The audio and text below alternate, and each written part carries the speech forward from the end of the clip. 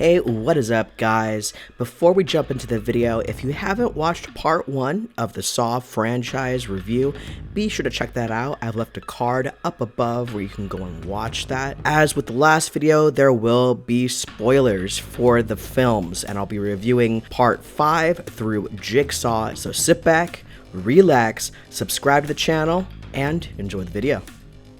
Saw 5 was released on October 24th, 2008, and was directed by David Hackle. He had served as the production designer on Saw 2, 3, and 4, and the second unit director for Saw 3 and Saw 4, before he made his directorial debut with Saw 5. The film focuses on events that led up to Detective Mark Hoffman becoming an apprentice of the Jigsaw Killer, as well as his efforts to prevent anyone else from learning his secret. I'm not going to spend a ton of time on Saw 5 because, to be quite honest, I really don't like this movie. It's super boring to me. I do find some of the aspects about Mark Hoffman and Jigsaw working together, him being his new apprentice, to be interesting, but it just went on a little too long because we're basically recapping the previous films and seeing how everything was put together by Mark Hoffman and Jigsaw along with Amanda.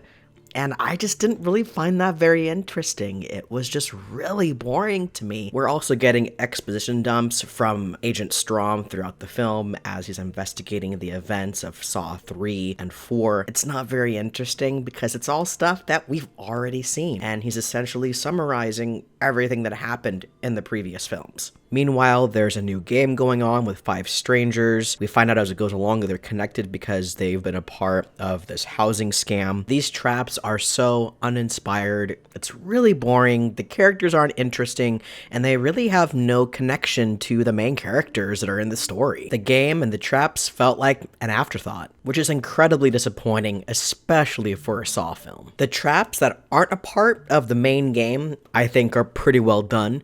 The pendulum trap is really cool. It's pretty brutal. He has to crush his hands, and then eventually, because the trap is rigged by Hoffman, he just gets completely split in half with his pendulum, and it's gory as hell. The other aspect I did like was the ending and how brutal Strom is killed at the end of this film, being crushed to death. But ultimately, Saw 5 is my least favorite in the franchise, and I've got to give this film a skip it. Unless you're a hardcore Saw fan and want to watch the entire story, there's no real reason to watch this film. Saw 6 was released on October 23rd, 2009, and was directed by Kevin Guttert. He was the editor of the first 5 films in the franchise, and this would make his directorial debut with Saw 6. In this film, Hoffman sets a series of traps for an insurance executive, William Easton, and his employees. Meanwhile, the FBI trails Peter Strom, now suspected of being Jigsaw's last accomplice, and Hoffman is drawn into motion to protect his secret identity. Saw 6 is easily on my top 3 of the Saw franchise. This film is just plain fun. It knows what it is. It's not trying to be anything else than what it is, which is pure carnage candy. The reason why we watch a Saw film is for the traps, and this film has traps in spades. And all the traps are really good, they're creative, they're different than what we've seen before, and they feel like they aren't just slapped in there like the previous film. And the characters that are actually in the traps had something to do with John Kramer not being able to have insurance for his coverage. We do get some flashbacks of John Kramer, Mark Hoffman, and Amanda Young. In some ways, it does help to flesh out some of that backstory, but just like with Saw 5, I don't necessarily feel like it's pertinent to the storyline. This is the one film where I don't mind the side FBI plot. It actually is kind of suspenseful, and when they figure out that it is Hoffman, and even though you can tell that they already had suspicions, when they hear his voice over the recording and he just takes them all out, burns everything down,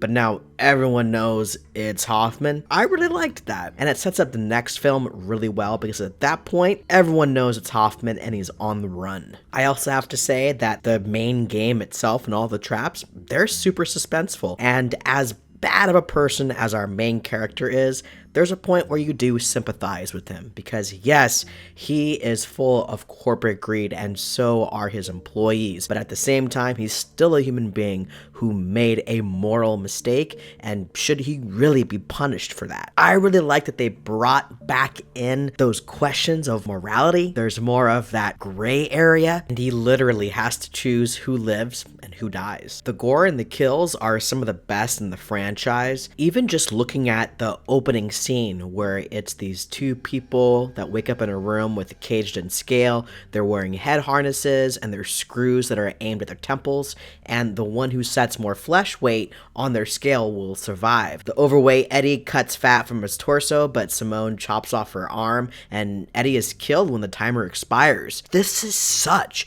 a great opening scene, and I'd say that this is actually my favorite opening scene of any of the Saw films. And Saw 6 has one of the best endings. Eastman comes to the realization that this game wasn't his after all, and he begins to plead with both Tara and her son Brent to have mercy on him. Tara can't bring herself to flip the switch, but Brent is totally able to do it. He flips the switch, and William Easton is pumped full of hydrofluoric acid. This kill is so brutal, and while all this is happening, there's this other side story going on between Jill and Hoffman. Jill temporarily gets the upper hand over Hoffman. She restrains him and locks a new reverse bear trap to his head, and she shows him the 6th envelope from John's will, which contains his photo, and she leaves him with 45 seconds but no key. Hoffman escapes by breaking his hand to free his wrist restraints and jams the trap in window bars as it activates. Once he pulls his head free,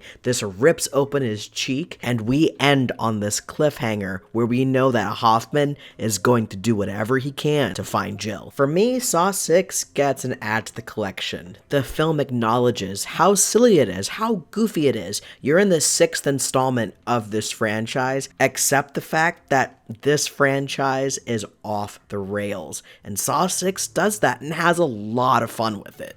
Saw 3D was released on October 29th, 2010, and yet again it was directed by Kevin Greutert. The film focuses on a man who falsely claims to be a Jigsaw survivor, becoming a local celebrity. However, he soon finds himself part of a real Jigsaw game where he must ultimately save his wife. Meanwhile, Joel Tuck reveals to an internal affairs officer that rogue detective Mark Hoffman is the man responsible for the recent Jigsaw games, and Hoffman hunts her down. Saw 3D was originally intended to be 2 separate films, but when Saw 6 didn't do so well, the studio got nervous and the filmmakers were only allowed one more. Saw 3D is a bit of a mixed bag for me. On one hand, I do like the continuing that cheesy, over-the-top soap opera tone to it. It keeps it fun. The film almost seems meta to me. It's in on the joke. As a whole, I don't really find the film to be that interesting.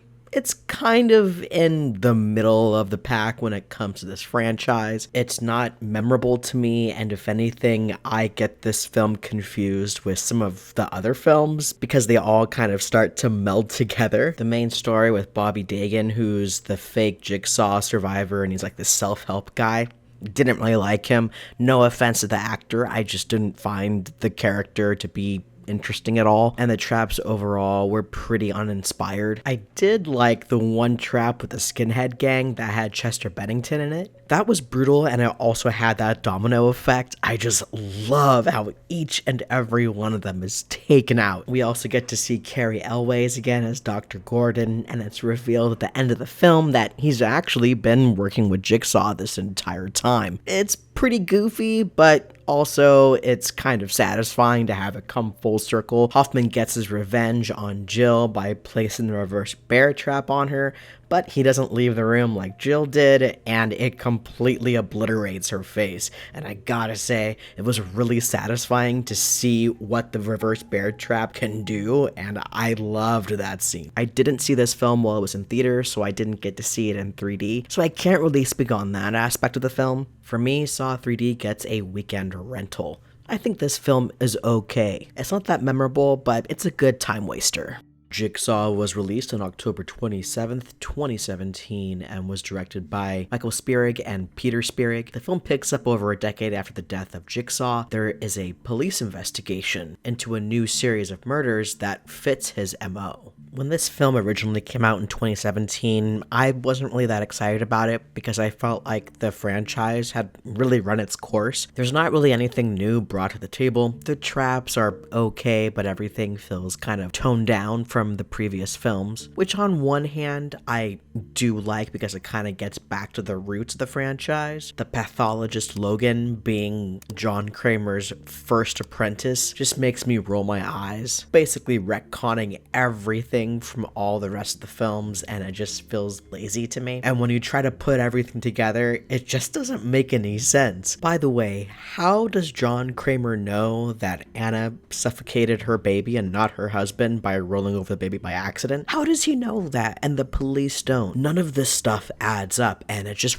really bothers me. No matter what you say about the Saw franchise, one of the things they've done really well is connecting all of the films together. Yes, it gets convoluted, but everything connects. With this film, it either retcons important parts of the franchise or it makes no logical sense for John Kramer to know what happened to this woman's baby. I did like the final kill where the lasers come down on that corrupt officer and his head just opens up and he looks like a Demogorgon. But otherwise, there's nothing really memorable about this film. It's more well shot than the previous films and it has a very cinematic feel to it, which the franchise really hasn't had. Some of the humor in this movie didn't quite work for me, and the characters in general I just didn't really care about. So for me, Jigsaw gets a low-end weekend rental. It's not a terrible movie, but it's not my favorite in the franchise. I hope you guys enjoyed this Saw franchise review. I really enjoyed making it. Be sure to leave a like and don't forget to subscribe to the channel if you haven't. Thank you again so much for all the support, and I'll see you guys in the next video.